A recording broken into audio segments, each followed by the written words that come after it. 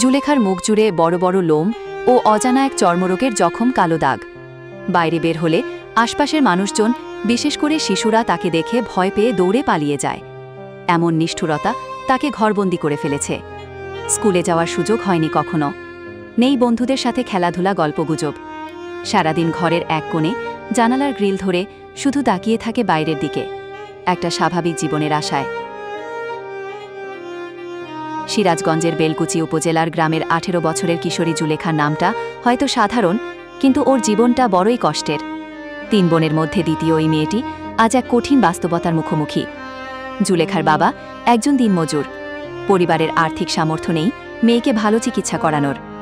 আত্মীয় স্বজন ও প্রতিবেশীদের ঘরেও যান না লজ্জায়। জুলেখা এখন এক অবহেলিত জীবনের নাম। স্থানীয়রা জানান, জুলেখার রোগটি জন্মগত নয়। বয়স বাড়ার সাথে সাথে তার মুখে এই লোম ও দাগ দেখা দিয়েছে।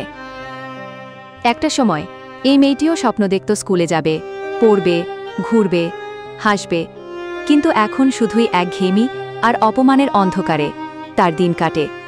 জুলেখার পরিবারের আবেদন, যদি সরকারি বা বেসরকারি পর্যায় থেকে কোনো সহায়তা পাওয়া যায়, তাহলে হয়তো মেয়েটিকে আবার স্বাভাবিক জীবনে ফিরিয়ে আনা সম্ভব।